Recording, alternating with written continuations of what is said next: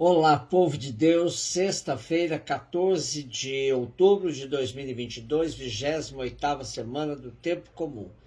Nossa reflexão de hoje é a partir de Efésios 1, 11, 14 e Lucas 12, 1, 7. Irmãos, em Cristo nós recebemos a nossa parte.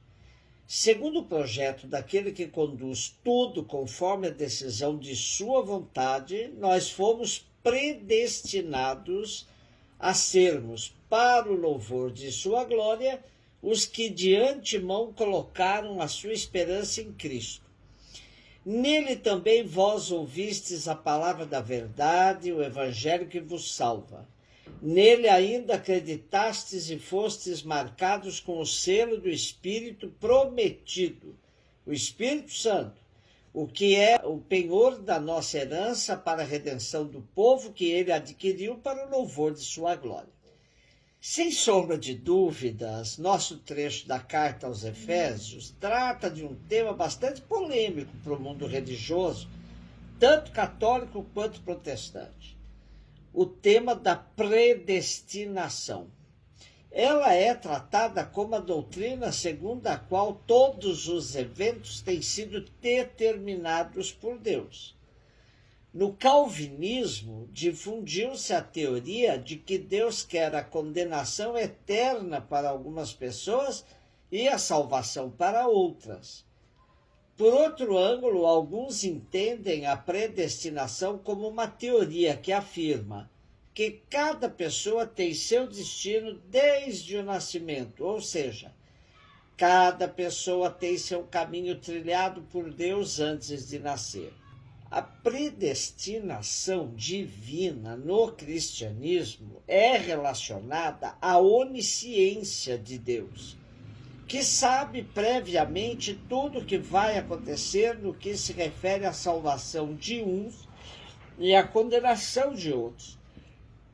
Para Santo Agostinho, a salvação não dependeria dos próprios seres humanos, mas sim de uma intervenção divina, da graça divina, algo que seria absolutamente necessário para a salvação. Dessa maneira, pode-se dizer que os condenados são, em alguma medida, escolhidos por Deus, ou melhor, os não escolhidos. Os cristãos entendem a doutrina da predestinação como a salvação que Deus planejou para toda a humanidade. Os escolhidos não possuiriam a opção de aceitar ou não a Cristo, pois Deus há de incliná-los de alguma forma, seja pelo amor ou pela dor. Com certeza de que o tema da predestinação nos liga a outro tema também caro na moral cristã, o livre-arbítrio. Para enfocá-lo e para que ele pareça menos ambíguo, podemos considerá-lo à luz do conceito de herança, tão presente na cartinha aos Efésios. Estamos predestinados à salvação no sentido em que Deus, em Jesus Cristo, nos redimiu sem qualquer mérito de nossa parte, tornando-nos herdeiros da sua própria vida. Estamos todos salvos, mas, sendo livres, ou seja, possuindo livre-arbítrio, podemos recusar essa herança e, por isso, excluir-nos da salvação que nos foi dada gratuitamente. Portanto, dizer que estamos predestinados não significa dizer que estamos necessariamente salvos. Como nos diz ainda Santo Agostinho, Deus, que nos criou sem nós, não nos pode salvar sem nós. Com tudo isso, popularmente fica a ideia da vontade de Deus. Como diz a canção, como será o amanhã? Responda quem puder. O que irá nos acontecer? O meu destino será como Deus quiser. Lucas 12, de 1 a 7. Milhares de pessoas se reuniram a ponto de uns pisarem os outros. Jesus começou a falar primeiro a seus discípulos: tomai cuidado com o fermento dos fariseus, que é a hipocrisia. Não há nada de escondido que não venha a ser revelado, e não há nada de oculto que não venha a ser conhecido.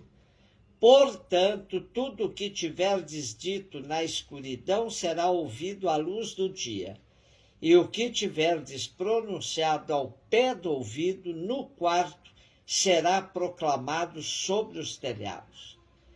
Pois bem, meus amigos, eu vos digo, não tenhais medo daqueles que matam o corpo, não podendo fazer mais do que isto. Vou mostrar-vos a quem deveis temer. Temei aquele que, depois de tirar a vida, tem o poder de lançar-vos no inferno. Sim, eu vos digo, a este temei. Não se vendem 5 pardais por uma pequena quantia? No entanto, nenhum deles é esquecido por Deus. E até mesmo os cabelos de vossa cabeça estão todos contados.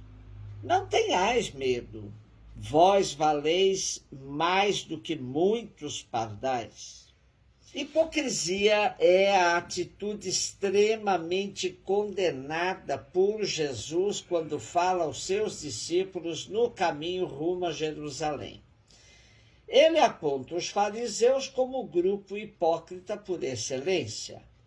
Em contraste com a conduta hipócrita dos fariseus, Jesus pede aos discípulos que sejam autênticos, isto é, que a vida e a ação deles testemunhem o compromisso deles com Jesus.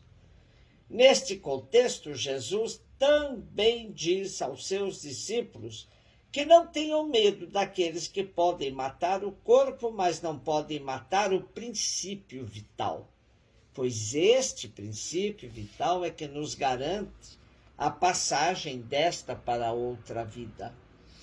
Os discípulos, portanto, não devem ter medo, porque a missão se baseia na verdade que põe a descoberto toda a mentira de um sistema social que não mostra a sua verdadeira face. Os inimigos poderão até matar o corpo dos discípulos, mas não conseguirão tirar-lhes a vida, pois é Deus quem dá e conserva ou tira a vida para sempre.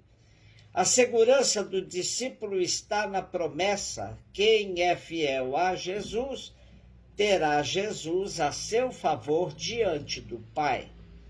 Não ter medo pode ser entendido aqui como uma expressão correlata ao apelo pela confiança. Confiar em Deus, que cuida até mesmo dos pardais, por isso certamente cuidará de todos os seus filhos, que valem muito mais que pardais. Por outro lado, pode-se entender que a pessoa deve temer a si própria, pois, sendo vulnerável, poderá colocar-se em situação de risco frente a Deus. Tema difícil de ser bem abordado é, de fato, o temor a Deus. Este não significa ter medo de Deus, mas sim reverenciá-lo, até com subserviência, reconhecendo-se dele necessitado. Por isso, temer a Deus nada tem com um viver aguardando dele atitudes de repressão, de vingança. Porém, é reconhecer que ele tem poder e que deste ele se serve sempre para o nosso bem. Somos estimulados a viver no amor entre nós e em relação a Deus, pois, como diz João em sua primeira cartinha, no amor não há temor. Antes, o perfeito amor lança fora o temor, porque o temor tem consigo a pena. e o que teme não é perfeito em amor. Um beijo no seu coração.